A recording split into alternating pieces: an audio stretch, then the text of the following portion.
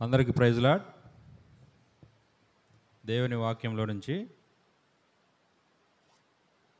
పరిశుద్ధమైన బైబిల్ గ్రంథంలో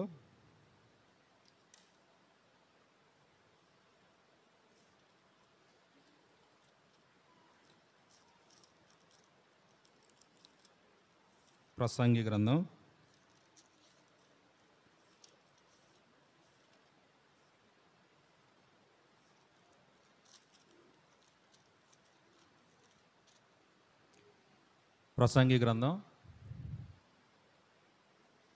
11వ అధ్యాయము. ప్రసంగి గ్రంథం 11వ అధ్యాయం 9వ వచనం నుంచి 12వ అధ్యాయం ఆఖరి వరకు మార్చి చదువుకుందాం.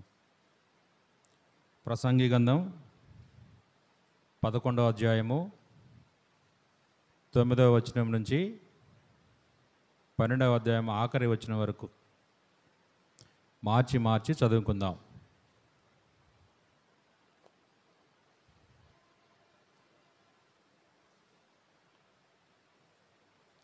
యవనుడా, నీ యవనమందు సంతోషపడము, నీ యవన కాలమందు నీ హృదయం సంతుష్టిగా ఉండనిమ్ము, నీ కోరిక చొప్పునను నీ దృష్టి యొక్క ఇష్టం చొప్పునను ప్రవర్తింపము. అయితే వీటన్నిటిని బట్టి దేవుడు నిన్ను తీర్పులకు తెచ్చిన నీ జ్ఞాపకం ఉంచుకొనము.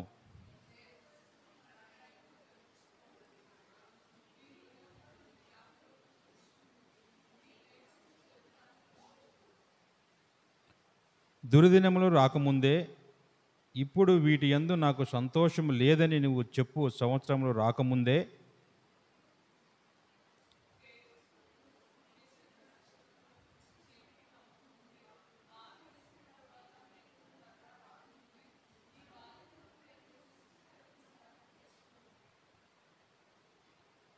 ఆ దినము నా ఇంటి కావలి వారు వణుకుదురు, బలిష్ఠులు వంగుదురు, విసురువారు కొద్దిమంది ఒకటి చేత పని చాలించుకొందరు, కిటికీలలో గుండా చూచువారు కానలేకయుందురు.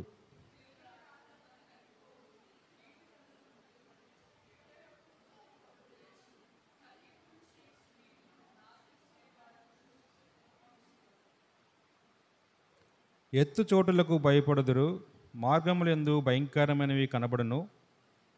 బాదము వృక్షము పువ్వులు పూయును, మిడత బరువుగా ఉండును. బుడ్డు సరకాయు పగలను ఏలయనగా ఒకడు తన నిమిత్తమైన ఉనికి పట్టునకు పోవచ్చున్నాడు. వాని నిమిత్తము ప్రలాపించువారు వీధులలో తిరుగుదురు.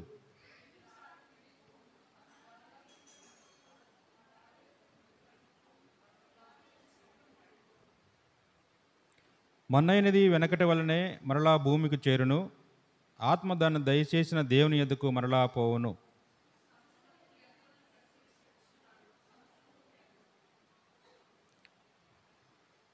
ప్రసంగి జ్ఞాని అయి ఉండును, అతడు జనులకు జ్ఞానం బోధించెను. అతడు ఆలోచించి సంగతులు పరిశీలించి అనేక సామెతలను అనుక్రమపరచెను.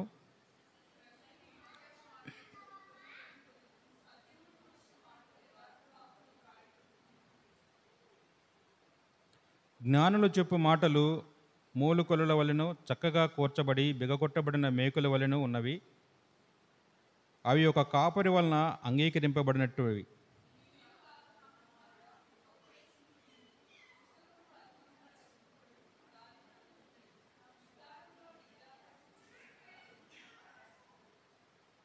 ఇదంతా వినిన తర్వాత తేలిన ఫలితార్థం ఇదే: దేవుని యందు భయభక్తులు కలిగి ఉండి ఆయన కట్టడలను అనుసరించి నడుచుండవలను. మానవ కోటికి ఇదే విధి. గూఢమైన ప్రతి అంశమును గురించి దేవుడు విమర్శ చేయనప్పుడు ఆయన ప్రతి క్రియను అది మంచిదే కానీ చెడ్డదే కానీ తీర్పులోనికి తెచ్చెను. దేవుని సహాయం కొరకై ప్రార్థన చేసుకుంటాం.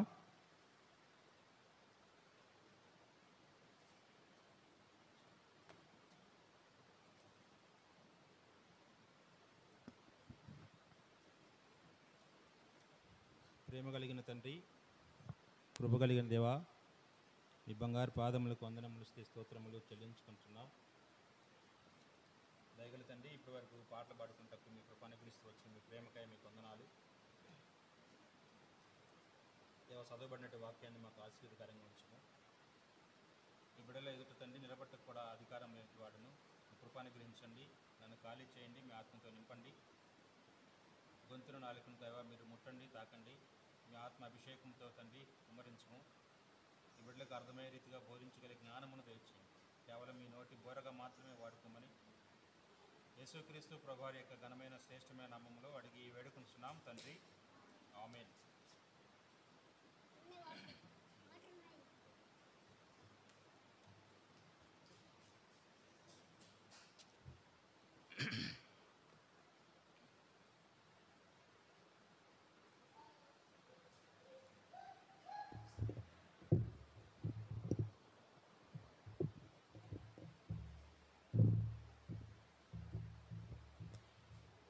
ప్రసంగి గ్రంథం ఎవరు రాశారు? Very good, Solomon. ఎప్పుడు రాశాడు?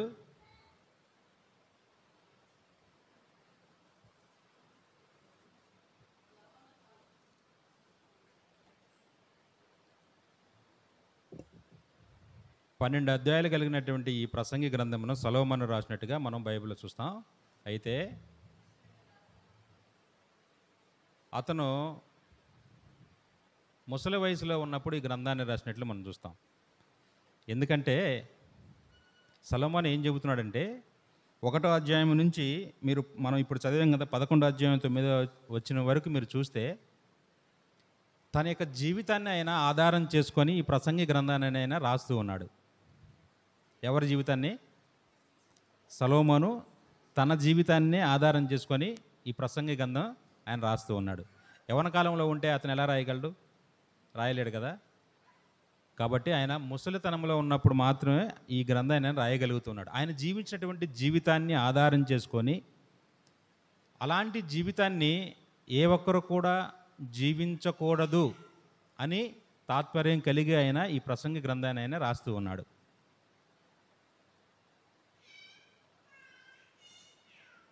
ఎందుకంటే సొలొమోను యొక్క జీవితాన్ని మనం గమనిస్తే, ఒక పక్క ఆయన జీవితంలో అన్ని ప్లస్లే ఉన్నాయి, ఇంకొక పక్క మైనస్ కూడా అతను కలిగి ఉన్నాడు. తన జీవితంలో తను అనుభవించలేనిదంటూ ఏమీ లేదు. అధికారం కావచ్చు, లేదంటే ఫన్ కావచ్చు, లేదంటే ఏదైనా సరే ఈ జీవితంలో ఏదైతే తనకి దొరుకుతున్నాయో సమస్తమును ఆయన అనుభవించిన వాడుగానే ఉన్నాడు. ఇది నేను అనుభవించలేదు, నా జీవితంలో ఇది నాకు తెలియదు, దీని గురించి నేను చూడలేదు అన్నటువంటిది అతని జీవితంలో లేదు. అతని కొరకు అతను సురంభ వేసినట్టు పెద్ద పెద్ద రాజనగర్లు కట్టించుకున్నాడు, సుందరమైన వనాలు కట్టించుకున్నాడు, ఎంతో అనుభవిస్తూ వచ్చాడు. ఆయన అధికారం ఉంది, ప్రత్యేకమైనటువంటి ఒక జ్ఞానము దేవుడు ఆయనకి అనుగ్రహిస్తూ వచ్చాడు. అది మనకు తెలుసు కదా. తనలాంటి జ్ఞానవంతుడు ఇంకెవరైనా ఉన్నారా? ఇప్పటి వరకు కూడా ఎవరు లేరు. దానికి ముందు కానీ దాని తర్వాత కానీ సొలొమోనుకు కలిగినటువంటి జ్ఞానము ఎవరికి కూడా లేదు. అయితే ఇంత జ్ఞానము కలిగినటువంటి ఈయన ఈ యొక్క ముసలి వయసులో ఈ ప్రసంగి గ్రంథాన్ని రాయడానికి గల కారణం ఏంటయ్యా అంటే, ప్రత్యేకంగా మనం ఈ పరిశుద్ధమైన బైబిల్ గ్రంథాన్ని ఒకసారి మనం చూస్తే 66 పుస్తకాల్లో యువకుల కొరకు అడ్రస్ చేస్తూ రాయబడుతున్నటువంటి గ్రంథం ఏదైనా ఉందంటే ఇది ఒకటే, ప్రసంగి గ్రంథమే. దీంట్లో మ్యాక్సిమం అందరి యూత్ కొరకే సగం రాయబడి ఉంది. దేనికనుకుంటే ఆయన మనం ముందు అధ్యాయాలు మనం చదివితే మనకు అర్థమవుతుంది. ఏమంటున్నాడు ఆయన? వ్యర్థం వ్యర్థం వ్యర్థం, సమస్తము కూడా వ్యర్థమే అంటున్నాడు. తర్వాత ఇప్పుడు మనం చదివినటువంటి భాగంలో కూడా 8వ అధ్యాయంలో ఏం రాయబడిందంటే అక్కడ చూడండి, సమస్తమును వ్యర్థమని ప్రసంగి చెప్పుచున్నాడు. వ్యర్థం అంటే వ్యర్థం వ్యర్థం అంటే ఇక అసలు ఆ వ్యర్థంలో నుంచి ఇంకొక వ్యర్థాన్ని తీసినా కూడా అలాంటిదే వ్యర్థం. అంటే ఆయన ఏమంటాడంటే, నువ్వు అధికారం అనుభవించినా సరే అది వ్యర్థం అంటున్నాడు, లేదా నువ్వు మంచి మంచి బిల్డింగ్లో నువ్వు జీవించినా సరే అది వ్యర్థం అంటున్నాడు, లేదా నువ్వు రంగురంగు కారులో నువ్వు జీవించినా సరే అది వ్యర్థం అంటున్నాడు, లేదా నీ జీవితాంతం నువ్వు తాగుతూ ఎంజాయ్ చేస్తూ నేను తిరుగుతానన్నా అది కూడా వ్యర్థమే అంటున్నాడు, లేదంటే నేను జ్ఞానం కలిగి జీవిస్తాను అంటే అది కూడా వ్యర్థమే అంటున్నాడు, లేదంటే నేను మూర్ఖుడిగా ఉంటానంటే అది కూడా వ్యర్థమే అంటున్నాడు, లేదంటే నా జీవితాంతం నేను స్త్రీ సాంగత్యం కలిగి జీవిస్తానంటే అది కూడా వ్యర్థమే అంటున్నాడు. కాబట్టి ఈ లోకంలో సృష్టించబడినట్టే మానవుడు జీవిస్తున్న జీవితం మొత్తం కూడా ఆయన ఏం చెబుతున్నాడంటే వ్యర్థం వ్యర్థం వ్యర్థం అంటున్నాడు. ఇక అసలు ఆ వ్యర్థం అనే పదాన్ని తర్వాత మనం తీసేస్తే ఇంకేముంది? ఇప్పుడు సపోజ్ ప్లాస్టిక్ ఉందనుకోండి, ప్లాస్టిక్ని రీసైక్లింగ్ చేసామనుకో ఎన్నిసార్లు చేయొచ్చు? ఒకసారి, 2 సార్లు, 3 సార్లు దాంట్లో నుంచి ఏదైనా మంచి ఉందా ఏది ఉందని తీయగలం. ఆ తర్వాత ఇంకేం తీయగలమా? తీయలేము. అంటే ఇంక మిగిలిపోయేది ఏంది? వేస్ట్. ఇంక అది భయంకరంగా, దాని నుంచి మనం ఏం చేయలేం.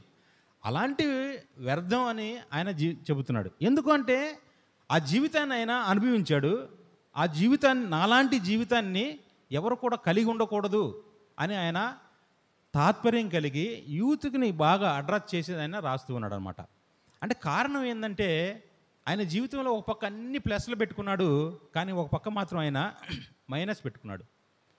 అంటే ఆయన జీవితానికి ఒక అర్థం లేదు, ఆయన జీవితానికి ఒక పరమార్థం అనేది లేదు. ఇప్పుడు ఎవరైనా సరే, ఇక్కడ కూర్చున్న యవనస్తులు ఎవరైనా సరే, నీ జీవితానికి ఒక అర్థం నువ్వు వెతుక్కోవాలంటే, లేదా నీ జీవితానికి ఒక పరమార్థం నువ్వు వెతుక్కోవాలంటే ఏం చేయాలి అనేది కూడా ఆయనే చెబుతున్నాడు. ఇలా ఆఖరికి 12 అధ్యాయాల్లో 11వ అధ్యాయం 9వ వచనం వరకు ఆయన వ్యర్థం వ్యర్థం సమస్తం వ్యర్థం అని చెప్పిన ఆయన 11వ అధ్యాయం 9వ వచనం నుంచి ఆయన ఒక కన్క్లూజన్కి వచ్చేసాడు. అంటే మానవుడు లేదంటే యూత్ ఏం చేస్తే ఈ వ్యర్థమైన జీవితం నుంచి అతను ఒక పరమార్థాన్ని అతను అర్థం చేసుకోగలడు, అంటే అతను తన జీవితాన్ని అతను సరి చేసుకోగలడు, అంటే ఈ వ్యర్థమైనటువంటి జీవితం నుంచి అతను పక్కకు రాగలడు అని ఆయన మనకు ఒక కన్క్లూజన్ చెబుతూ ఉన్నాడు అనమాట. ఏం చేయమంటున్నాడంటే ఆయన చూడండి, 11వ అధ్యాయం 10వ వచనం చూడండి. లేత వయసును నడిప్రాయమును గతించిపోనువి గనుక. లేత వయసును నడిప్రాయమును అంటే గతించిపోను, అంటే యవనం కూడా వ్యర్థమే అంటున్నాడు ఆయన. అంటే ఇప్పుడు ఏం చేయాలి? మేము యవనం వ్యర్థం అయిపోతే మేము ఇప్పుడు ముసలిలో అయిపోవాలా అని అంటారు. అలా అని కాదు, యవ్వనం కూడా వ్యర్థమే అని అంటున్నాడు. దాని తర్వాత 12వ అధ్యాయం 2వ వచనం చూడండి, చదవండి ఎవరైనా.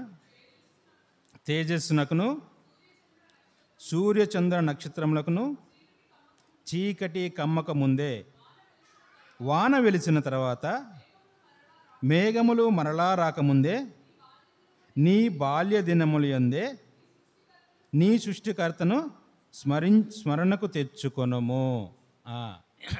ఇక్కడ ఒక మాట చెబుతున్నాడు మనకి, అవునా? ఏం చెబుతున్నాడు? తేజస్సునకు సూర్యచంద్ర నక్షత్రములకు చీకటి కమ్మక ముందే. ఎప్పుడు చీకటి కమ్ముతుంది సూర్యచంద్రులకి?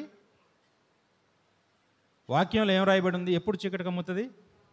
దేవుని యొక్క రాకడప్పుడు సూర్యచంద్రులకి ఏం కమ్ముతుంది? చీకటి కమ్ముతుంది కదా. అయితే ఆయన ఏమంటున్నాడంటే, నువ్వు పెద్దవాడే అయిపోయి ఇంకా దేవుని రాకడి రాకముందే నిన్నేం చేయమంటున్నాడంటే, నీ బాల్య దినములందే, నీ యవ్వనం మందే నువ్వు ఎవరిని స్మరణ చేసుకోవాలంట?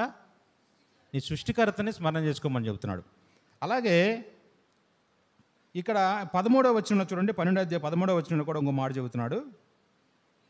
ఇదంతయు వినిన తర్వాత తేలిన ఫలితార్థం ఇదే, దేవుని యందు భయభక్తులు కలిగి ఉండి ఆయన కట్టడలను అనుసరించి నడుచుచుండవలెను మానవ కోటికి ఇది ఏ విధి. చెప్పేశాడు ఆయన. ఇంకా చెప్పేశాడా? ఇక్కడ ఏం చెప్తున్నాడు? ఇక్కడ ఒక 2 పాయింట్లు చెబుతున్నాడు మనకి. ఫస్ట్ ఏం చెప్తున్నాడు ఇక్కడ? బాల్య దినములందు నీవు నీ సృష్టికర్తని స్మరణకు తెచ్చుకోమంటున్నాడు. తర్వాత 13వ అధ్యాయంలో చూస్తే ఇక్కడ ఏం చెబుతున్నాడంటే, దేవుని యందు భయభక్తులు కలిగి జీవించాలని చెబుతున్నాడు. మూడవదిగా ఏం చెబుతున్నాడంటే, ఆయన ఆజ్ఞలను పాటించాలి అని చెబుతున్నాడు. అంటే ఏ మానవుడైనా సరే ఈ 3 చేయగలిగితే తన జీవితంలో ఒక అర్థాన్ని, తన జీవితంలో ఒక పరమార్థాన్ని అతను తీసుకోగలడు అని సొలొమోను మనకి జ్ఞాపకం చేస్తూ ఉన్నాడు అనమాట. ఎందుకంటే ఇక్కడ గమనించండి మీరు, నీ బాల్య దినములందే నీ సృష్టికర్తను స్మరణకు తెచ్చుకొనము అంటున్నాడు. ఇక్కడ సొలొమోను ఏమంటున్నాడంటే, నిన్ను దేవుణ్ణి జ్ఞాపకం తెచ్చుకోమని ఆయన చెప్పట్లా. మీరు బాగా అర్థం చేసుకోవాలి. నీవు దేవుణ్ణి జ్ఞాపకం చేసుకోమని ఆయన నీకు జ్ఞాపకం చేయట్లేదు. రెండవది, నిన్ను ప్రార్థించమని ఆయన నీకు జ్ఞాపకం చేయట్లేదు. మూడవదిగా, నిన్ను కన్నటువంటి తల్లిదండ్రులను కానీ లేదా నీ స్నేహితులు కానీ ఈ లోకంలో నీకు కలిగి ఉన్నటువంటి బంధువర్గంలో కానీ ఎవరిని కూడా జ్ఞాపకం తెచ్చుకోమని ఆయన నీకు చెప్పట్లేదు. తర్వాత నీకున్నటువంటి బ్యాక్గ్రౌండ్లో నీకు ఏదైనా కావచ్చు, డబ్బు, ఆస్తి, ఏదైనా నీకున్నటువంటి హోదా ఇవేటిని కూడా జ్ఞాపకం తెచ్చుకోమని ఆయన చెప్పట్లా. ఎవరిని జ్ఞాపకం తెచ్చుకోమంటున్నాడు? సృష్టికర్తని జ్ఞాపకం తెచ్చుకోమంటున్నాడు. ఎందుకు ఆయన సృష్టికర్తని జ్ఞాపకం తెచ్చుకోమని అంటున్నాడు? దేని కొరకు ఆయన సృష్టికర్తని జ్ఞాపకం తెచ్చుకోమంటున్నాడు మనల్ని? ఎవరైనా ఏమంటారు, నీకు ఏదైనా ఆపద వస్తే, లేదా నీకు ఏదైనా బాధ వస్తే, లేదా నీకు ఏదైనా కష్టం వస్తే ఏం చేయమంటారు? దేవునికి ప్రార్థన చేసుకోయా అని చెప్తారు. దేవుని దగ్గరికి వెళ్ళి మొరపెట్టు. కానీ ఇక్కడ సొలొమోను తన జీవితం యొక్క అనుభవాన్ని బట్టి తను చాలా స్టూటిగా మాట్లాడుతున్నాడు మనతోటి. ఏమని అంటున్నాడంటే, సృష్టికర్త నువ్వు జ్ఞాపకం తెచ్చుకో అని అంటున్నాడు. దేనికి సృష్టికర్త అంటే, ఏ వ్యక్తి అయినా తన జీవితంలో ఒక అర్థాన్ని కానీ ఒక పరమార్థాన్ని దాన్ని కలిగి ఉండాలి అంటే మొట్టమొదటిగా తన జీవితంకి యొక్క కర్మ, కర్త, క్రియ ఎవరు? నా జీవితాన్ని సృష్టించింది ఎవరు? అసలు నాకున్నటువంటి క్వాలిటీస్ ఏంటి? నాకున్నటువంటి పరిధులేంటి? నాకున్నటువంటి గొప్పతనం ఏంటి? నా జీవితంలో నా సృష్టికర్త నాకు ఇచ్చినటువంటి ఏమి నాకు అనుగ్రహించాడు? నా గొప్పతనం ఏంటి? లేదంటే దేవుడు నాకు ఇచ్చిన పరిధి ఏమిటి? దేవుడు నాలో ఏర్పరిచిన ఆ చిప్పు, ఇప్పుడు మనం అంటాం కదా, ఆ చిప్పు అసలు మనకి ఆయన ఏ పరిధిలో మనకు పెట్టాడు దాన్ని? అంటే మన కెపాసిటీ ఎంత ఉంది ఏమిటి అంటే అది నీకు తెలియాలంటే ఫస్ట్ నువ్వు ఎవరిని జ్ఞాపకం చేసుకోవాలంటే దేవుని కాదు. కానీ ఫస్ట్ నువ్వు ఎవరిని జ్ఞాపకం చేసుకోవాలంటే నీ సృష్టికర్తను జ్ఞాపకం చేసుకోవాలి. అవునా? నీ సృష్టికర్తను నువ్వు జ్ఞాపకం చేసుకుంటే నీకు ఆ విషయం ఏంటి అనేది నీకు తెలుస్తుంది. నువ్వు ఏం చేయాలి, నువ్వు ఎలా నడవాలి, నువ్వు ఎలా మాట్లాడాలి, నువ్వు ఎలా నుంచోవాలి, లేదా నువ్వు ఎలా పడుకోవాలి, ఇవన్నీ కూడా దేవుని యొక్క ఒక ప్రణాళిక ఉంది. అంటే నీ సృష్టికర్తకి నీ మీద ఆల్రెడీ ఏముంది? ఒక ప్రణాళిక ఉంది. కనుక ఈ ప్రణాళికను నువ్వు ఎరగగలిగితే, అంటే నీ సృష్టికర్త యొక్క ఎరికలో ఆయన నీకు ఏర్పరిచినటువంటి బౌండరీలో కానీ, ఆయన నీకు ఏర్పరిచినటువంటి ఆజ్ఞలో కానీ, ఆయన నీకు ఏర్పరిచినటువంటి కట్టడలో నువ్వు జీవించగలిగితే నీ జీవితానికి నువ్వు ఒక అర్థము, పరమార్థమును నువ్వు గ్రహించగలుగుతావని సొలొమోను మనకి సూటిగానే మనకు చెబుతూ ఉన్నాడు. అంటే స్టీవ్ జాబ్స్ ఉన్నాడు, మనకు తెలుసు కదా, మీరు నెట్లో చూడండి మీకు తెలుస్తుంది. అతను ప్రపంచానికి ద బెస్ట్ ఎలక్ట్రానిక్స్ అందించిన వాడు. ఆయన వరల్డ్కి ద బెస్ట్ ఎలక్ట్రానిక్స్ ఆయన అందించాడు ఆయన. అంటే ఇప్పుడు ఆయన ఏమంటున్నాడంటే, ఆయన ఏం ఆలోచించాడంటే, నా జీవితాన్ని నేను ఒక ప్రత్యేకంగా నేను కనపరుచుకోవాలి అంటే కీర్తి ప్రతిష్టలే నాకు ముఖ్యము, డబ్బే నాకు ముఖ్యము, అధికారమే నాకు ముఖ్యము, ఏదైనా నా జీవితంలో నేను ఒక ప్రత్యేకంగా నేను కలిగి ఉండాలని ఆయన ఆలోచించున్నాడు. అంటే ఆలోచించి ఆయన ఏం చేశాడంటే ఒక బెస్ట్ ఎలక్ట్రానిక్స్ అనేది ఆయన ప్రపంచానికి ప్రొడ్యూస్ చేసిన వాడుగా ఉన్నాడు. అయితే ఆఖరి దినాల్లో ఆయన క్యాన్సర్ వ్యాధితో మంచంలో కూర్చొని ఆయన ఏమంటాడంటే, అంటే నేను ఇప్పటివరకు జీవించిన జీవితము ద బెస్ట్ కాదు, అంటే ఇంకా ఏదో బెస్ట్ ఉంది. ఆ బెస్ట్ని నేను తీసుకొని వెళ్ళలేకపోతున్నా, ఆ బెస్ట్ని నేను ఇప్పుడు కోల్పోయాను. ఆ బెస్ట్ ఏంటి అని ఆలోచిస్తే ఆయన ఏం కోల్పోయాడంటే, సొలొమోను యొక్క జీవితంలో ఆయన ఏదైతే కలిగి ఉన్నాడో ఈ స్టీవ్ జాబ్స్ కూడా తన జీవితంలో అన్నీ కలిగి ఉన్నాడు. ద బెస్ట్ అందించాడు ఆయన. కానీ ఒక మైనస్ ఉంది ఆయనలో, ఏంటంటే సృష్టికర్తను ఆయన మరిచిపోయాడు. నీ సృష్టికర్తను నీవు స్మరణకు తెచ్చుకోమని సొలొమోను ఎందుకు చెబుతున్నాడంటే, తన జీవితంలో అనుభవించినటువంటి జీవితాన్ని ఆయన మొత్తం ఆయన గ్రహించి, ఆయన జ్ఞాని కాబట్టి ఆయన గ్రహించి యూత్గా మనకి ఈ దినాన్ని ఆయన ఏం చేస్తున్నాడంటే తెలియపరుస్తున్నాడు. నీ సృష్టికర్తనేంటి? సృష్టికర్తను నువ్వు జ్ఞాపకం తెచ్చుకుంటే అప్పుడు, ఇప్పుడు మనకు ఒక మొబైల్ ఉంది. ఆ మొబైల్ని మనం ఎక్కడ ఉండాలి? దాన్ని ఎవరు తయారు చేశారు? మొబైల్ని మానవులే మొబైల్ని తయారు చేశాడు. ఇప్పుడు మొబైలు నేను మానవుని యొక్క చేతిలో నేను ఉండనని అలిగి అది పని చేయకుండా ఉందనుకో, దాన్ని ఏం చేస్తాం? ఎక్కడ పడేస్తాం తీసుకెళ్ళి? అది కనీసం ఐరన్కి ఇచ్చుకోవడానికి కూడా పనికిరాదు. ఎందుకంటే దాంట్లో ఐరన్ కూడా ఉండదు, అంత ప్లాస్టిక్ వేరే ఐటెం ఉంటుంది దాంట్లో. అది కనీసం ఐరన్కి కూడా నువ్వు అమ్ముకోవడానికి కూడా దానికి పనికిరాదు. అంటే దాంట్లో ఏముంది అప్పుడు? అంటే దాని సృష్టికర్త దాని యొక్కలో అది కలిసి ఉండట్లేదు. అది దాని సృష్టికర్త యొక్క మాటను ఏం చేసింది? అది ధిక్కరించిపోయింది. సొలొమోను కూడా తన జీవితంలో అదే చేస్తూ వచ్చాడు. ఏదైతే దేవుడు ఆయనకి జ్ఞానం ఇచ్చాడో ఆ జ్ఞానాన్ని ఆయన వ్యర్థపరుచుకుంటూ ఉన్నాడు. ఇశ్రాయేలు దేవుని ఆయన విడిచిపెట్టిన వాడుగా ఉన్నాడు, అన్య దేవతలను పూజించిన వాడుగా ఉన్నాడు. తన జీవితంలో ఏదైతే చేయకూడదో, దేవుడు ఏదైతే చేయకూడదని చెబుతూ వచ్చాడో అది ఆయన చేస్తూ వస్తాడు. అందుకని ఆయన ఇప్పుడు మనకు తెలియపరిచే మొట్టమొదటి మాట ఏంటంటే, అంటే నీ బాల్య దినములందే, నీవు యవనముగా ఉన్నప్పుడే నీ జీవితంలో ఒక అర్థము, పరమార్థము నీకు కావాలంటే అది ఏదైనా కావచ్చు. నీ ఉద్యోగం కావచ్చు, లేదా నీ వివాహం కావచ్చు, లేదంటే నీకు ఉన్నటువంటి ఇంకా ఏదైనా సమస్య ఏదైనా కావచ్చు. ఈ సమస్యలన్నిటికీ కూడా నీకు ఒక మూలము, ఒక అర్థం, పరమార్థం కావాలంటే ఫస్ట్ నువ్వు సృష్టికర్తను తెలుసుకోవాలా. అసలు వాట్ ఈజ్ మై కెపాసిటీ? దేవుడు నాకు ఎంత కెపాసిటీ పెట్టాడు? దేవుడు నాలో ఏం చూస్తున్నాడు? అసలు నన్ను ఎందుకు ఈ భూమి మీద పుట్టించడానికి గల కారణం ఏంది? దేవుడు నా ద్వారా ఏం చేయాలనుకుంటున్నాడు?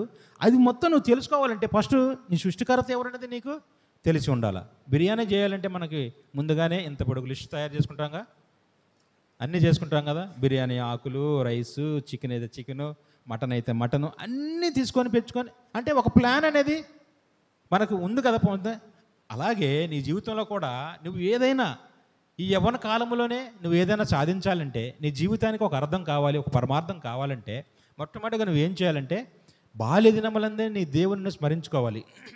నేను ఎవరి పరిధిలో ఉన్నా? నేను నన్ను సృష్టించినటువంటి దేవుని పరిధిలో ఉన్నానా? ఇప్పుడు కొన్ని చెప్తాం కదా, ఇది యాపిల్ ఫోను, లేదంటే ఇది ఓపో ఫోను, లేదంటే ఇది రెడ్మీ ఫోను, లేదంటే ఇది యాపిల్, రెడ్మీ ల్యాప్టాప్, ఇలాగ అనేక రకమైన బ్రాండ్లు ఉన్నాయి. మరి నీ బ్రాండ్ ఏంటి? నిన్ను ఎవరు సృష్టించారు? ఇప్పుడు నువ్వు ఎవరు? నీ బ్రాండ్ నువ్వేమని చెప్పుకుంటావు? నీ సృష్టికర్త ఎవరు? ఆ సృష్టికర్త నీకు ఇచ్చినటువంటి ఆజ్ఞలేంటి? ఆ సృష్టికర్త నిన్ను ఏం చేయమంటున్నాడు? ఆ సృష్టికర్త నీలో ఏం చూస్తున్నాడు? ఇవన్నీ కూడా నువ్వు తెలుసుకోవాలంటే ఫస్ట్ ఏం చేయాలి? సృష్టికర్త ఆయనే జీవితానికి కర్మ, క్రియ, కర్త మన జీవితానికి. ఎందుకంటే ఇక్కడ కూర్చున్న ఎవరిని కూడా దేవుడు వృధాగా ఎవరిని పుట్టింపలేదు. ఎవరు కూడా నాలో నేను దేనికి పనికిరాను, నేను వేస్ట్ అన్నటువంటి భావన ఎవరికి లేదు. ఎందుకంటే ప్రపంచంలో ఇన్ని కోట్ల మంది జనాభా ఉన్నారు. ఒకరి ఫింగర్స్ ఉన్నటువంటి ముద్రలు ఇంకొకరికి ఉంటాయా? ఉండవు, అవునా? లేదంటే ఒకరికి ఉన్నటువంటి ఐస్ యొక్క ఇంకెవరికైనా ఉంటాయా? ఉండవు. ఒకరికి ఉన్నటువంటి కలర్ ఇంకొకరికి ఉండదు, ఒకరికి ఉన్న హైట్ ఇంకొకరికి ఉండదు. ఎందుకంటే ఇవి సృష్టికర్త నీ మీద ఒక ప్రణాళిక కలిగి ఉన్నటువంటి వాడు ఉన్నాడు. కాబట్టి మొట్టమొదటిగా నువ్వు ఏం చేయాలంటే సృష్టికర్త నాకు ఏం చెబుతున్నాడు, నాకు ఏం చేయమంటున్నాడు? సొలొమోను అదే అంటున్నాడు. ఇక్కడ మనకు 4 పాయింట్లు చెప్పాడు సొలొమోను. ఒకటి ఏమంటున్నాడు? నీ బాల్య దినములందే నువ్వు పెద్దవాడు అయ్యి ముసలవాడు అయిపోయి నీ జీవితాన్ని నువ్వు వ్యర్థపరుచుకోకముందే నీవు నీ జీవితంలో నుంచి ఏం చేయమంటున్నాడు? ఈ వ్యర్థమైనది తీసివేసి నీ ఎవరు? నా సృష్టికర్త అనేటువంటి దేవుడిని నువ్వు స్మరించుకోమని ఆయన మనకి చెబుతూ ఉన్నాడు. అయితే ఇప్పుడు మనకు కూడా ఒక డౌట్ రావచ్చు. ఇప్పుడు ఏమైంది?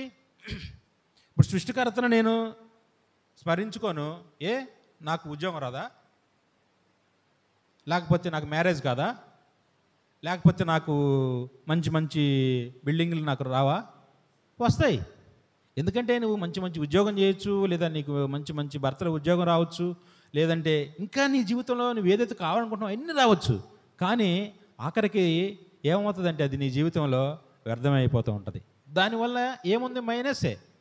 అంటే నువ్వు సృష్టికర్త నీతో పాటు లేడు. నీ సృష్టికర్త నీతో పాటు నువ్వు ఉండగలిగితేనే నీ జీవితంలో నువ్వేం చేసుకో. అంటే నువ్వు నీ జీవితంలో నీ సృష్టికర్తని నీతో పాటు లేకపోతే నువ్వు ద బెస్ట్ని నువ్వు కనుగొనలేవు. ఏదైతే బెస్టో ఆ బెస్ట్ నువ్వేం చేయాలంటే నువ్వు కనుగొనలేవు. అంటే యాపిల్ ఫోన్ నీ చేతిలో పెట్టుకుంటే బెస్ట్ కాదు, యాపిల్ ల్యాప్టాప్ నీ చేతిలో పెట్టుకుంటే బెస్ట్ కాదు, లేదంటే నువ్వు ఒక గోల్డ్ కడిమో, గోల్డ్ చైనో, లేదంటే ఒక ఆడి కారులోనో నువ్వు, లేదంటే ఒక మంచి బిల్డింగ్లో నువ్వు జీవిస్తూ ఉంటే అది ద బెస్ట్ కాదు. అది నీ సృష్టికర్తను స్మరించుకొని సృష్టికర్త నీకు ఏర్పాటు చేసినటువంటి నీ యొక్క సర్కిల్లో ఆయన నీకు ఏదైతే పరిధి ఇచ్చాడో ఆ పరిధిలోనే నువ్వు జీవించగలిగితే అప్పుడు అది నీ జీవితానికి ద బెస్ట్ అవుతుంది అనమాట. అది అంతే. నువ్వు నీ సృష్టికర్త నువ్వు మరిచిపోతే బెస్ట్ నువ్వు గుర్తించరు. ఎందుకంటే యువకుల యొక్క ఆలోచనలు ఎలా ఉంటాయంటే ఒకదాని మీద స్థిరంగా ఉండవు. నేనేం చదవాలి? ఇప్పుడు ఇంటర్మీడియట్ అయిపోయింది, లేదా డిగ్రీ అయిపోయింది, నెక్స్ట్ నేను ఎక్కడికి వెళ్ళాలి? ఎలా ఉంటుందంటే ఒక చౌరస్తాలో నిలబడినట్లు ఉంటుంది. చౌరస్తా అంటే ఎన్ని రోడ్లు కలిసినట్టు? 4 రోడ్లు కలిసిన దాన్ని చౌరస్తా అంటారు. ఐ రోడ్ అంటారు, లేదంటే చౌరస్తా అంటారు. 4 రోడ్లు ఇలా కలిసినాయి అనుకో. ఇప్పుడు యువకుడు అక్కడ మధ్యలో నుంచున్నాడు అనుకో, వాడికి ఎటు వెళ్ళాలో అర్థం కాదు. ఇటు వెళ్ళాలా, డిగ్రీకి వెళ్ళాలా, లేకపోతే నేను చదువుకోవడం మానుకోవాలా, లేకపోతే ఇటు వెళ్ళి నేను ఏదైనా చిన్న జాబ్ చూసుకోవాలా, లేకపోతే ఇటు ఇంటికి వెళ్ళి అమ్మ నాన్న చెప్పిన సంబంధం చూసి పెళ్లి చేసుకోవాలా, వాడికి అర్థం కాదు ఏం చేయాలో. అంటే వాడు కనుక్కోలేడు అనమాట. ఆ జీవితంలో అంత కన్ఫ్యూజ్ అయిపోతున్నట్టుగా ఉంటాడు. అంటే నీ సృష్టికర్తను నువ్వు వదిలిపెడితే నీ జీవితంలో నువ్వు అంతా ద బెస్ట్ నువ్వు కనుగొలేవు. ఇప్పుడు చూడండి, ఇప్పుడు ఎవరైనా ఉన్నారని జెంట్స్ కానీ ఇంకా ఎవరైనా ఉన్నారనుకో, ఇప్పుడు పెళ్లి సంబంధాలకు వెళ్తే పెళ్లి సంబంధం అప్పుడు ఎంత మౌనంగా కూర్చొని ఉంటారు. అంటే పెళ్లి సంబంధానికి వచ్చిన అబ్బాయి అమ్మాయిని చూస్తే కనీసం అతను ఎక్స్పెక్ట్ చేయలేడు. వాట్ ఈజ్ నెక్స్ట్, తనలో ఏముంది తర్వాత అని చూడటం తప్ప తర్వాత ఏంటి అనేది ఆయన ఎక్స్పెక్ట్ చేయలేడు. చాలా వినయంగా, చాలా భయభక్తులు కలిగి ఇలా తలంచుకొని ఉంటారు. తర్వాత వాడికి తెలియదు వాడే తలంచుకొని ఉండాలని. అవునా? అంతే. ఎందుకంటే తన సృష్టికర్త ఆడు మర్చిపోతే, తను ఎవరైతే సృష్టించారో అతను మర్చిపోతే మంచిది, బెస్ట్ అన్నదాన్ని అతను గుర్తించలేడనమాట. నిజమే అది. మీరు ఈ విషయం నేను చెప్పేది కరెక్ట్ అయిన విషయం, ఇది మీకు అర్థమవుతుందా? ఎందుకంటే వాస్తవం అది. ప్రతి అమ్మాయి కూడా ఒక అందాలు రాక్షసే. దూరంగా చూస్తే ఎట్లా కనపడతారంటే అందంగా కనపడతారు, దగ్గరికి వెళ్తేనే అర్థమవుతుంది వాళ్ళు రాక్షసులని. అవునా కదా? అది ఎప్పుడంటే తర్వాత అర్థమవుతూ ఉంటుంది. ఎప్పుడైతే దారి వదిలిపెట్టి తన సృష్టికర్తను అతను తెలుసుకోకుండా తన ఇష్టమైన జీవితంలో తిరుగుతూ ఉంటే తన యొక్క పరిస్థితి ఎలా ఉంటుందంటే అలాగే ఉంటుంది. అందుకనే సొలొమోను మనకి ఏం చెప్తున్నాడంటే, ఫస్ట్ నీ సృష్టికర్తను నువ్వు స్మరణకు తెచ్చుకో. స్మరణకు తెచ్చుకో అంటే అర్థం ఏంటి?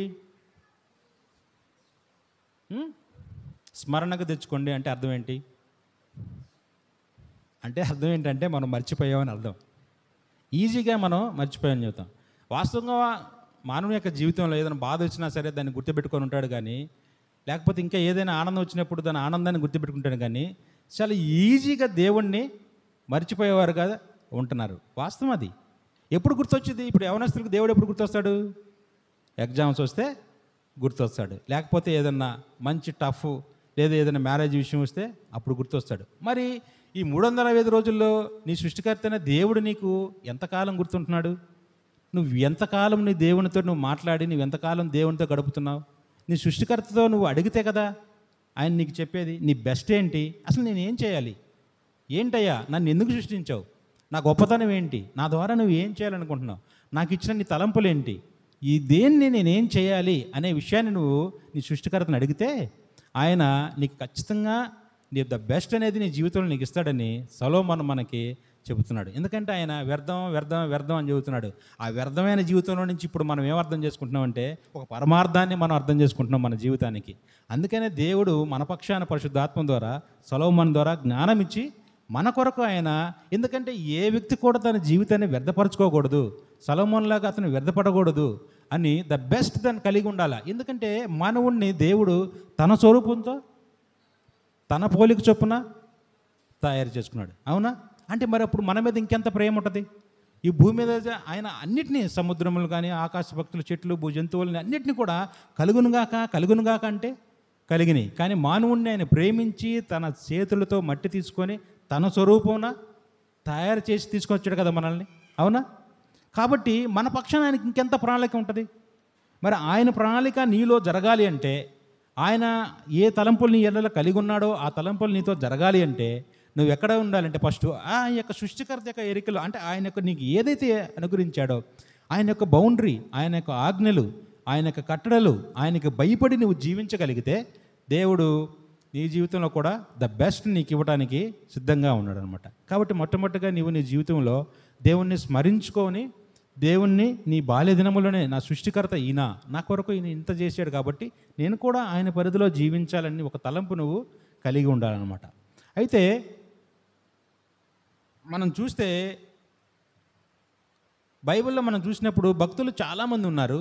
వారు దేవుణ్ణి, అంటే తన యొక్క సృష్టికర్తని ఎరగక ముందు వారి జీవితంలో వారు ఏం కలిగి ఉన్నారో, వాళ్ళు దేవుని యొక్క వాళ్ళ సృష్టికర్త యొక్క పిలుపుకు లోబడి వారు వచ్చిన తర్వాత వారి జీవితంలో వారికి కలిగినట్టు మార్పులు ఏంటి, వారు ఎలా ఉన్నారు అనే విషయాన్ని ఒక ఇద్దరు గురించి మాత్రమే చూద్దాము. అంతకంటే ఎక్కువ వద్దు, మనకు టైం కూడా లేదు.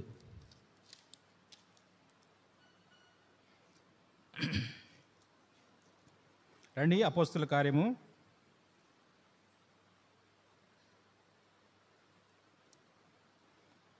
8వ అధ్యాయము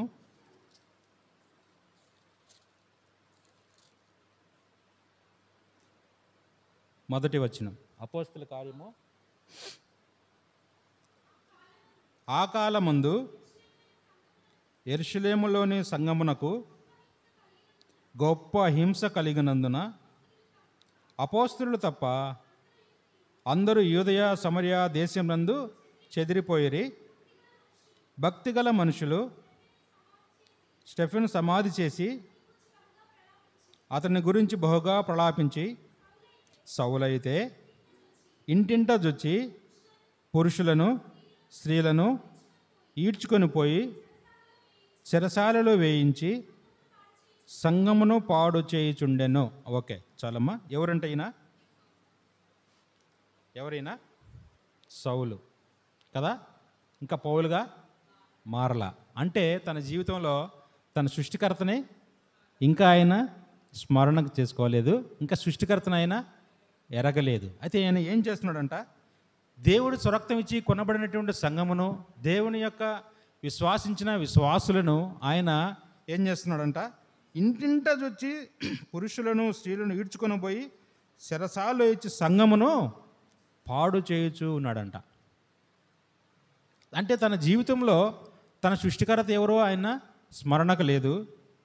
ఇంకా ఆయన అధిక జ్ఞానం కలిగిన వాడే పౌలు, తెలుసు కదా. సౌలు వారి యొక్క యూదా మతస్థుల్లో ఆయన అధిక ప్రావీణ్యత కలిగిన వాడు, బాగా చదువుకున్న వ్యక్తి, యూనివర్సిటీల్లోనే ఎక్కువగా చదువుకున్న వ్యక్తి. ఆయన అంత జ్ఞానవంతుడు. కానీ తన జీవితంలో ఆయన ఎవరిని మర్చిపోయాడు? ఇంకా తన సృష్టికర్తనైనా మర్చిపోయినట్టు వాడు ఉన్నాడు. అయితే చూడండి, 9వ అధ్యాయము అపోస్తుల కార్యం 9వ అధ్యాయం 1వ వచనంలో కూడా ఆయన ఇంకా ఏం చేస్తున్నాడంటే, సౌలు ఇంకను ప్రభు యొక్క శిష్యులను బెదిరించుచు హత్య చేయుటను తనకు ప్రాణాధారమైనట్లు ప్రధాన యాజకుని వద్దకు వెళ్ళి, అంటే ఆయన ద బెస్ట్ని వదిలేశాడు. ఏదైతే వరస్టో దాన్ని పట్టుకున్నాడు. తన సృష్టికర్తను మర్చిపోయాడు. సంఘాన్ని, పురుషుల్ని, స్త్రీలని ఆయన ఏం చేస్తున్నాడంటే హింసిస్తూ ఉన్నాడు. అదే కూడా కాకుండా ఆయనకి అదే ప్రాణాధారమైనదంట. ఒక వ్యక్తి జీవించడానికి అనేకమైన ప్రాణాధారాలు ఉంటాయి. అది ఏదైనా కావచ్చు, డబ్బు, ఇలాంటివి చాలా ఉంటాయి. అయితే ఆయనకి ఏది ప్రాణాధారం అంట? సంఘమును హింసించటము, పురుషులను, క్రీస్తు యేసును నమ్మిన వారిని, విశ్వాసం ఉంచిన వారిని హింసించడం ఆయనకి ప్రాణాధారముగా ఉన్నాడంట ఆయన. అవునా? అయితే సరే సౌలు, అసలు నువ్వు ఇవన్నీ ఎందుకు చేసావయ్యా అనంటే, ఆయన మనకు తెలుసు ఈ అపోస్తుల కార్యం 9వ అధ్యాయంలోనే ఆయన రక్షణ పొందినట్టుగా మనం చూస్తాం. ఆయన దమస్కు మార్గంలో వెళుతున్నప్పుడు దేవుడు అతన్ని దర్శించి అతన్ని పిలిచినప్పుడు ఆ పిలుపుకు అతను లోబడి దేవుని యొక్క మార్గంలో 3 దినాలు వెళ్ళి మనకి కళ్ళు కనపడకుండా అననయ్య వెళ్ళి ప్రార్థన చేసినప్పుడు ఆత్మ పొందినవాడై బాప్తిస్మం పొంది అతను బలము పొందునని చెప్పి మనకు తెలుసు కదా. అయితే సరే ఇవన్నీ నువ్వు ఎందుకు చేసావయ్యా అని అంటే ఆయన ఏం సమాధానం చెబుతున్నాడంటే, చూడండి 1 తిమోతి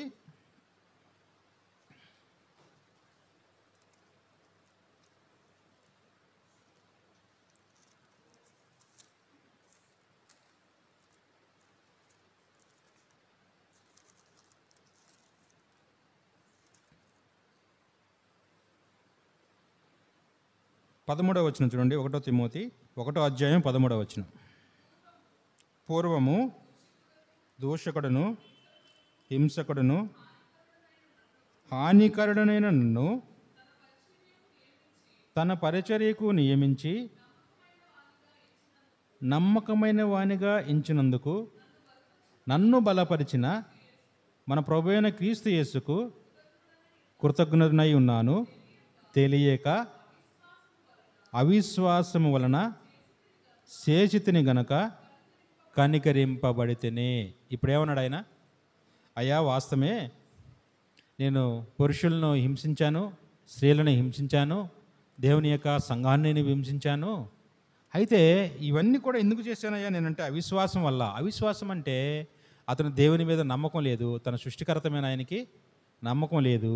దానివల్ల ఆయన నేను ఇవన్నీ కూడా నేను చేస్తూ వచ్చాను అని అన్నాడు. అయితే ఎప్పుడైతే దేవుని యొక్క పిలుపుకి దమస్కు మార్గంలో పౌలు అతను వింటూ వచ్చి దేవునికి లోబడుతూ వచ్చాడో, అంటే ఆయన యొక్క సృష్టికర్తను ఆయన ఎరుగుతూ వచ్చాడో, దేవుడు పౌలుడు ఎంతగా వాడుకున్నాడో మనకు తెలుసు కదా.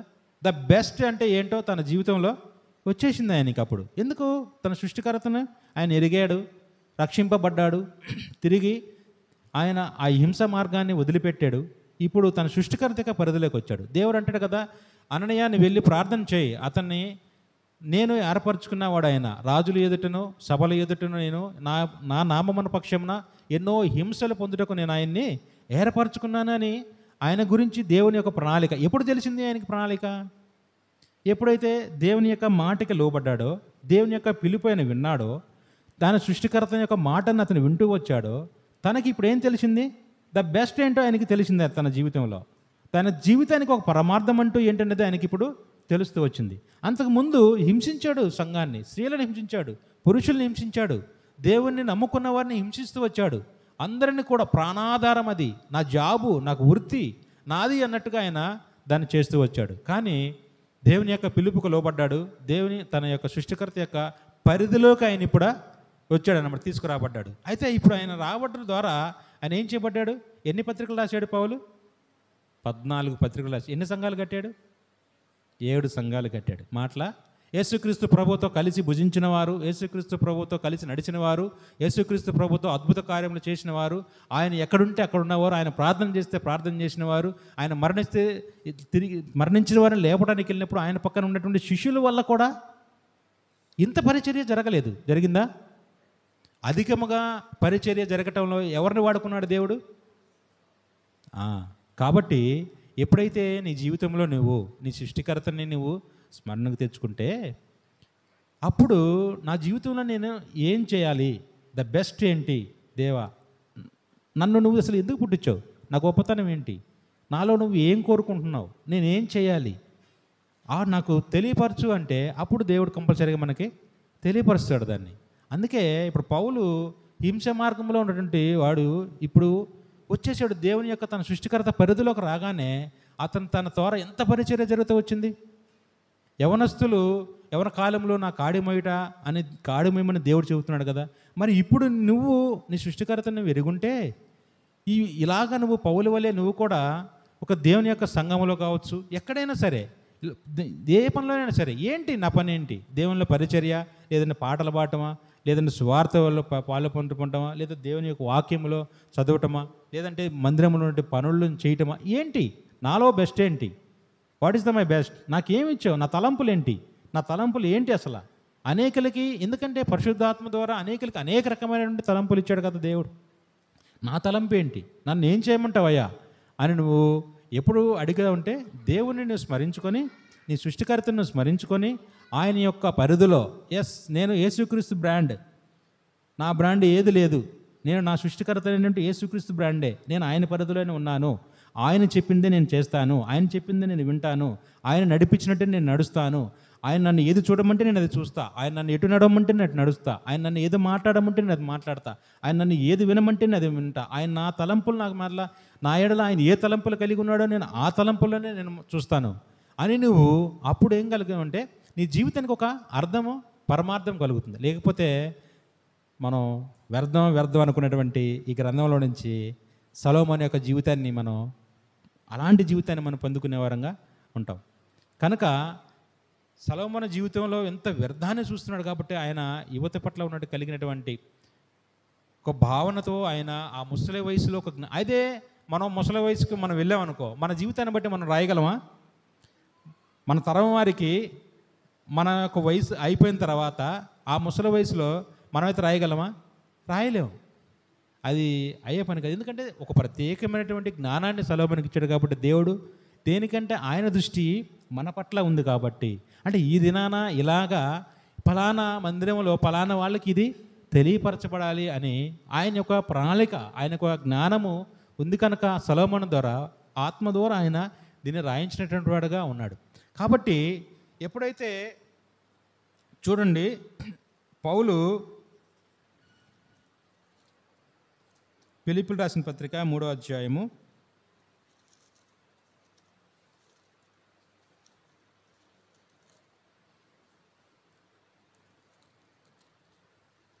11వ వచనం చదవండి. ఏ విధము చేతనైనను మృతులలో నుండి నాకు పునరుద్ధానం కలగవలనని ఆయన మరణ విషయంలో సమానభావం గలవాడనై ఆయనను ఆయన పునరుద్ధాన బలమును ఎరుగు నిమిత్తము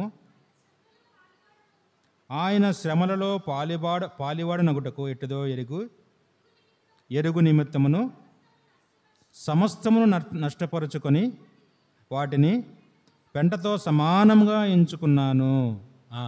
ఇప్పుడు ఒక స్టేట్మెంట్ ఇస్తున్నాడు. ఎవరు? పౌలుగా ఉన్నటువంటి పౌలు ఇప్పుడు తన జీవితంలో ఒక స్టేట్మెంట్ మనకి ఇస్తున్నాడు. తన జీవితాన్ని బట్టి వాస్తవమే, నేను దేవుని పరిధిలో లేనప్పుడు, నా సృష్టికర్త పరిధిలో లేనప్పుడు నేను హింసించానయ్యా. అయితే నేను తెలుసుకున్నాను నా సృష్టికర్తని, తెలుసుకొని నేను నా సృష్టికర్త పరిధిలోకి నేను వచ్చాను. కాబట్టి ఇప్పటి వరకు నేను ఈ జీవితంలో నాకు ఏదైతే కావాలనుకున్నానో, నా జీవితంలో ఏదైతే నాకు అవసరమని నేను అనుకుంటున్నానో, ఇవన్నీ కూడా సమస్తమును కూడా నేను నష్టపరుచుకోవడానికి నేను సిద్ధపడ్డాను. అయితే ఆయన యొక్క జీవితాన్ని బట్టి ఆయన చెప్పినప్పుడు, మరి మన జీవితంలో కూడా ఈ వ్యర్థమైన వాటినన్నిటిని కూడా నువ్వు వదులుకోవాలి అంటే, పౌలు వలె నువ్వు కూడా దేవుని యొక్క మాటకి లోబడి, పౌలు దేవుని యొక్క చిత్తాన్ని ఎలాగ జరిగిస్తూ ఉన్నాడో, నువ్వు కూడా అలాగే దేవుని యొక్క చిత్తాన్ని, అంటే దేవునికి నువ్వు భయపడి దేవుని యొక్క ఆజ్ఞలు నువ్వు పాటిస్తూ ఆయన నీ ఎడల కడిగినటువంటి ఆ ప్రణాళికలో నువ్వు జీవిస్తూ ఉంటే, నీవు కూడా ఈ జీవితంలో, ఈ లోకంలో వ్యర్థమైనవన్నీ కూడా సమస్తమును వ్యర్థమే. ఇవి ఏవి కూడా నాకు అవసరం లేదు. ఈ డబ్బు, ఈ అధికారము, కీర్తి ప్రతిష్టలు, ఏదైనా సరే, ఏమైనా ఈ లోకంలో మానవుడికి అనుభవించడానికి ఏదైతే అవసరమవుతుందో ఇవన్నీ కూడా నేను వ్యర్థపరుచుకుంటూ వచ్చా. సమస్తమును నష్టపరుచుకున్నాను. ఇవేమి నాకు అవసరంలా. ఎప్పుడు చెప్పగలిగాడు ఈ మాట? ఆయన దేవుని యొక్క పరిధిలోకి ఆయన వచ్చినప్పుడు, తన సృష్టికర్తను అతను ఎరిగినప్పుడు, ఆ విధంగా అతన్ని బలపరిచినప్పుడు దేవుడు తన ద్వారా ఇంత పరిచర్య జరగటానికి కారణం అవుతూ వచ్చిందనమాట. కనుక సొలొమోను మనకు స్ట్రూట్గా చెప్పే మాట ఏంటంటే, ఫస్ట్ నువ్వు ఏంటి, నా బ్రాండ్, ఎవరు నన్ను సృష్టించారు, ఆయన నాకేం చెబుతున్నాడు, నేనేం చేయాలి. ఆయన ఆల్రెడీ మనకు 4 పాయింట్లు చెప్పున్నాడు. ఒకటి, నీ సృష్టికర్తను స్మరణ తెచ్చుకో, దేవుని యందు నువ్వు భయభక్తులు కలిగి ఉండు, దేవుని యొక్క ఆజ్ఞలు నువ్వు పాటించు, దేవుని యొక్క పరిధిలో నువ్వు జీవిస్తే. అందుకని ఆయన 12 అధ్యాయాలు మీరు చదవండి, మొత్తం కూడా వ్యర్థం వ్యర్థం వ్యర్థం వ్యర్థం, సమస్తము వ్యర్థమే. ఈ లోకంలో నువ్వు జీవించే నీ జీవితం వ్యర్థమే, నీ జ్ఞానమైన వ్యర్థమే, నీ డబ్బైన వ్యర్థమే, నీ అధికారమైన వ్యర్థమే, సమస్తము, నీ అందమైన వ్యర్థమే, ఏదైనా సరే సమస్తమే వ్యర్థమే అంటున్నాడు. ఒకటే నీ జీవితానికి పరమార్థం, అర్థం వచ్చేది ఏంటయ్యా అంటే, నీ సృష్టికర్తను నువ్వు ఎరిగి ఆ సృష్టికర్త యొక్క పరిధిలో నువ్వు జీవిస్తే అప్పుడు నీ జీవితానికి ఒక అర్థము, పరమార్థమును నువ్వు కలిగి ఉంటావని దేవుడు మనకి తెలియపరుస్తూ ఉన్నాడు అనమాట. ఇంకొక వ్యక్తిని చూద్దాం మనం. దేవుడు అతని ద్వారా ఏం చేశాడనేది మనం చూద్దాం. అపోస్తుల కార్యములు 7వ అధ్యాయం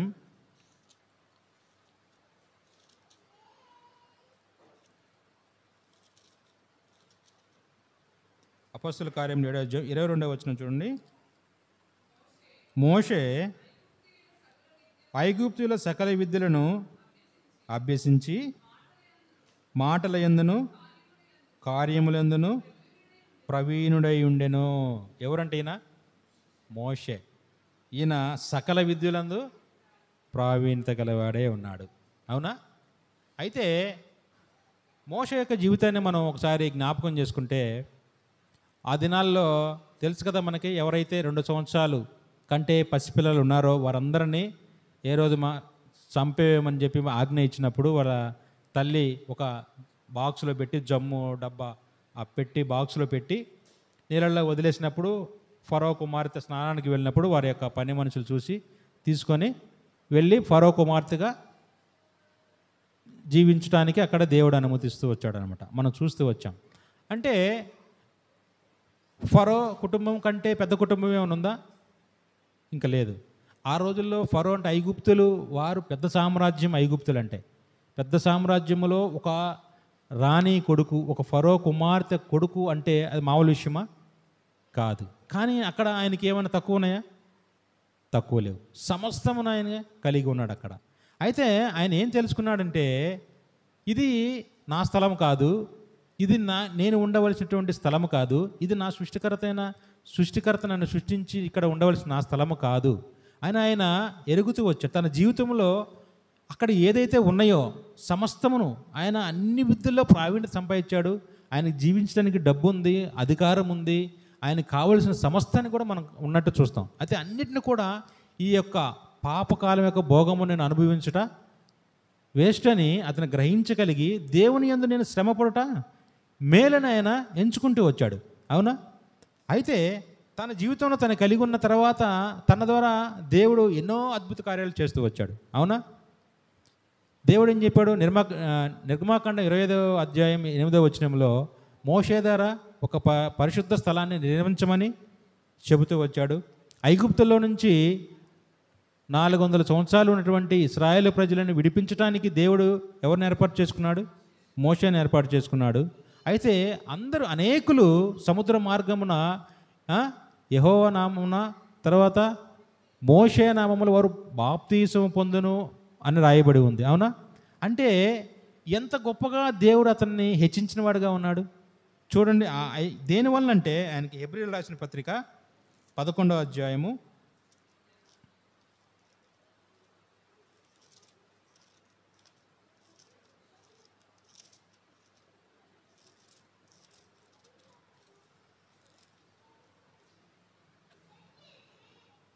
11వ అధ్యాయం 24వ వచనం చూడమ్మా.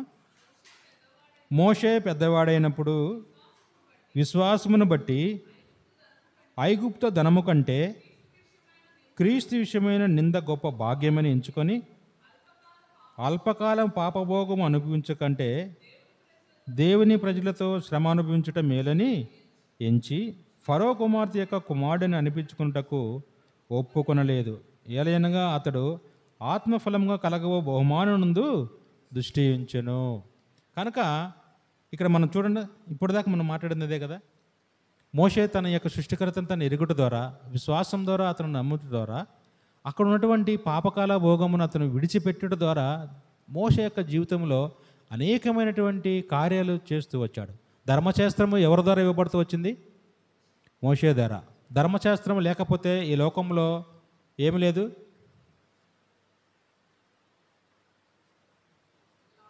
ధర్మశాస్త్రం లేకపోతే భూమి మీద ఏమి లేదు, పాపం అంటూ లేదు.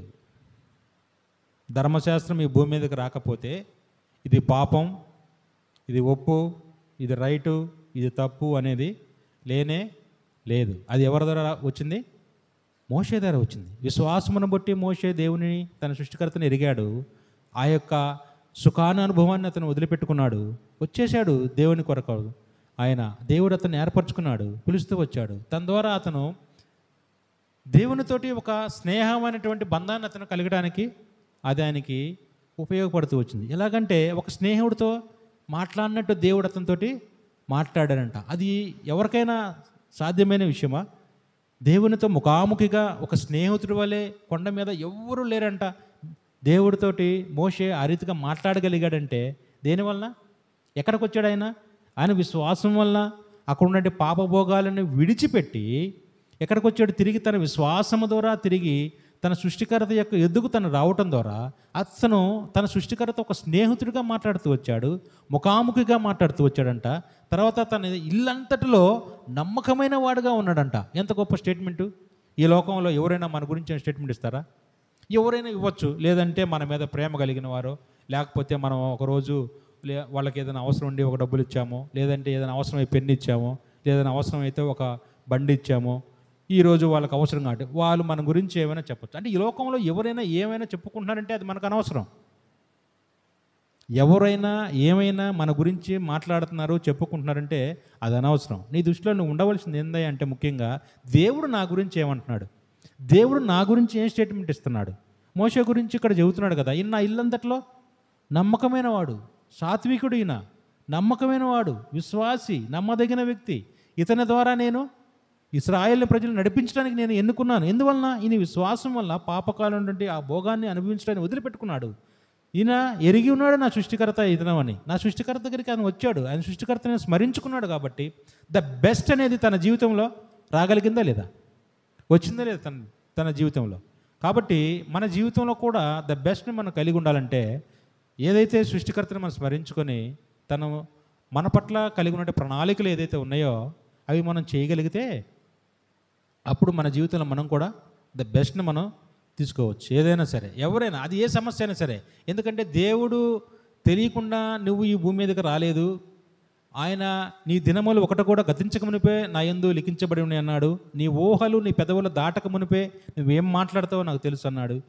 అవునా లేదా అన్నాడు. అదే ఎవరైతే ఆయనే నా సృష్టికర్త, ఆయన దగ్గర ఉంటేనే నా జీవితానికి ఒక అర్థం ఉంది, నా జీవితానికి ఒక పరమార్థం ఉంది, నేను ద బెస్ట్ అని నేను కనుగొనగలను, నా గొప్పతనం ఏంటిదో, నాకు ఏది అవసరమో ఆయన అంటున్నాడు కదా. నీకు ఎప్పుడు ఏది అవసరమో నాకు తెలుసు, ఎప్పుడు ఏది ఇవ్వాలో నాకు తెలుసు, నీ తలలో ఒక ఎంట్రుక ఊడిపోవడం కూడా నాకు తెలుసు.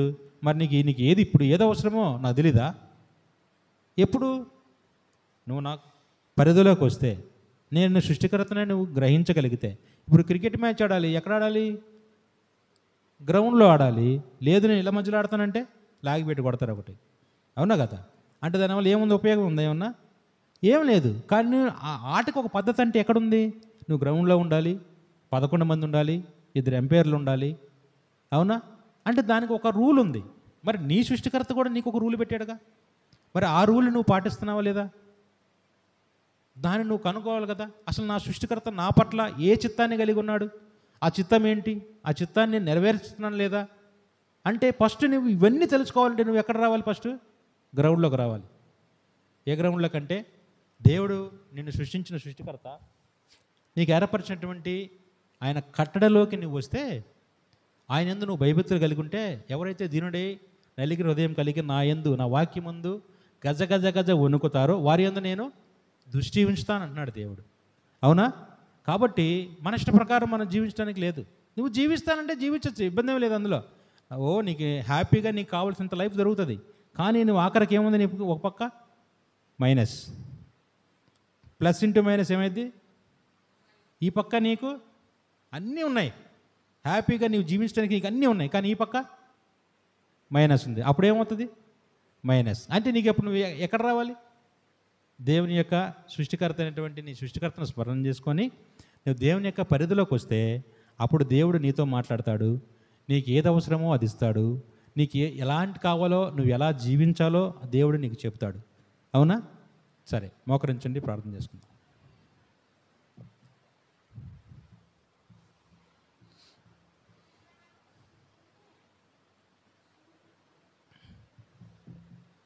అడగండి దేవుడిని, మోకరించండి, కళ్ళ మూసుకొని దేవుడిని అడగండి. ఇప్పటివరకు నేను ఎక్కడున్నాను, ఇక నుంచి అయినా సరే నీ పరిధిలోకి నన్ను తీసుకొయ్యా, నీ ఆజ్ఞలు నీ కట్టడలు నేను నడుచుకునేలాగున, ద బెస్ట్ ఏంటో నా జీవితంలో నేను ఎరగలాగున, నా జీవితంలో ప్లస్ నీవే కావాలి, నా జీవితంలో మైనస్ వద్దు, నేను దేవుణ్ణి ఎరిగి ఉండాలి అని దేవుణ్ణి మనం అడిగితే ఆయన తప్పకుండా మనల్ని వింటాడు. ఎందుకంటే ఆయన మనల్ని ప్రేమతో ఆయన స్వరూపాన ఆయన మనల్ని తయారు చేసుకుంటూ వచ్చాడు. ఎందుకంటే ఆయన సిద్ధంగా ఉన్నాడు అనమాట. మనం ఏది అడిగితే అది ఇవ్వటానికి మనకి. నావన్నీ నీయే, నీవన్నీ నావే అంటున్నాడు దేవుడు.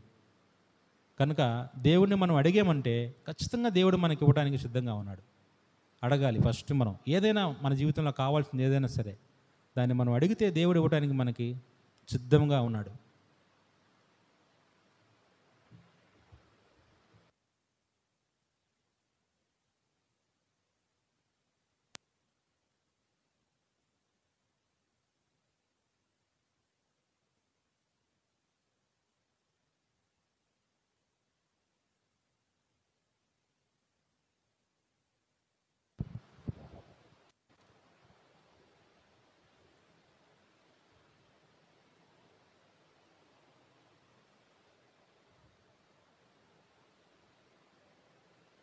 ప్రార్థన చేసుకుందాం. ప్రేమ కలిగినట్టు మా ప్రియ పరలోకమందున్న తండ్రి, మీ బంగారు పాదములకు మరొకసారి వేలాది వందనములు స్తోత్రములు చెల్లించుకొనిచున్నాం. దయగల తండ్రి, కృప కలిగిన దేవ, ఈ మధ్యాహ్న కాల సమయంలో మీరు మాతో మాట్లాడుతూ వచ్చినటువంటి భాగాల దేవ, మాకు జ్ఞాపకం చేస్తూ వచ్చినట్టు విధానముకై మీకు వందనాలు స్తోత్రాలు చెల్లించుకొనిచున్నాం. దేవా, ప్రసంగి గ్రంథాన్ని మాతో మాట్లాడుతూ వచ్చావు. వ్యర్థం వ్యర్థం సమస్తము వ్యర్థమని, ఆ వ్యర్థములో నుంచి తండ్రి మా జీవితానికి ఒక పరమార్థం కావాలంటే మేము ఏం చేయాలో మాకు నేర్పిస్తూ వచ్చినట్టు మీ కృపకై మీకు వందనాలు స్తోత్రాలు చెల్లించుకొనిచున్నాం. దయగల తండ్రి, ఇప్పటివరకు మేము ఎలా జీవించామో ఏం చేసామో దేవా మీరు ఎరిగి ఉన్నవారు, మా బలహీనతలను మీరు ఎరిగి ఉన్నవారు, మా బలం మీరు ఎరిగి ఉన్నవారు. మా సృష్టికర్త మీరని మేము ఎరిగి దేవా మీ యొక్క ఎరికలో మేము జీవించలాగున, మీ పరిధిలోకి మేము వచ్చేలాగున, మీ సర్కిల్లోకి మేము వచ్చేలాగున, మీ కట్టడలు మేము అనుభవించి తని మీ కట్టడలు మేము దేవా జరిగించువాలాగున, మీ యందు భయభక్తులు కలిగి జీవించలాగున దయగల తండ్రి మీ కృపను మాకు అనుగ్రహిస్తూ రమ్మని వేడుకొనుచున్నాం. సొలొమోను తన జీవితంలో మీరు అనుగ్రహించిన జ్ఞానం బట్టి మా కొరకు రాయబడుతూ వచ్చినటువంటి పుస్తకాన్ని బట్టి మీకు వందనాలు. దయగల తండ్రి తన జీవితంలో అనేకమైన అనుభవిస్తూ వచ్చాడు. అయితే తన సృష్టికర్తను తను మరిచిపోయిన వాడుగా ఉన్నాడు. అయితే తన జీవితంలో వ్యర్థమైన జీవితాన్ని అనుభవించిన వాడుగా ఉన్నాడు. అయ్యా మా జీవితం అలాంటిది కాకూడదని మీరు మా పట్ల ప్రేమిస్తూ వచ్చినటువంటి మీ కృపకై మీకు వందనాలు స్తోత్రాలు చెల్లించుకుంటున్నాం. ఎవరైతే వింటూ వచ్చారో ఇక్కడ చేరి ఉన్నటువంటి ప్రతి బిడ్డని మీరు జ్ఞాపకం చేసుకోండి దేవా. వారి అవసరతలు వారి అక్రతలు మీరు ఎరిగి ఉన్నారు, మాకంటే కూడా మీకు ఎక్కువ తెలుసు. ప్రతి మానవుని యొక్క హృదయ వాంఛను మీరు తీర్చేవారు, మా హృదయంలో ఏ ఉందో మీరు ఎనిగేవారు, మా తలంపులు మా ఊహలు కూడా మీరు ఎరిగినట్టు వారు. దయగల తండ్రి ఇక్కడ చేరి ఉన్నటువంటి ప్రతి బిడ్డను మీరు జ్ఞాపకం చేసుకోండి. వారికి ఏది అవసరమో నాయన మీరు అనుగ్రహించమని వేడుకొంచున్నాం. వారిని మీ పరిధిలో జీవించలాగున మీ కృప వారికి అనుగ్రహించండి. మీ కట్టడలో వారు జీవించలాగున మీ కృప వారికి అనుగ్రహించండి. వారిని మీరు ఎందుకు సృష్టించారో, వారి ద్వారా మీరు ఏం చేయాలనుకుంటున్నారో దేవా, వారికి మీరు ఏ తలంపులు ఇవ్వాలనుకుంటున్నారో, వారిని మీరు ఎలా వాడుకోవాలనుకుంటున్నారో వారికి తెలియపరచండి. వారితో మీరు మాట్లాడండి, మీరు దర్శించండి, వారిని ముట్టండి దేవా. వారిని బలపరచండి, సిద్ధపరచండి, స్థిరపరచండి. మీతో నాయన నడిపిస్తూ రమ్మని వేడుకొంచున్నాం. కరుణించండి, కృప చూపించండి, సహాయం చేయండి. ఇప్పటి వరకు మాతో ఉండి నాయన మీరు నడిపిస్తూ వచ్చినందుకే మీకు వందనాలు స్తోత్రాలు చెల్లించుకొనొచ్చు. యేసుక్రీస్తు ప్రభు వారి యొక్క ఘనమైన శ్రేష్టమైన నామములో ప్రార్థించి అతి వినయంతో అడిగి వేడుకొంచున్నాం తండ్రి. ఆమేన్.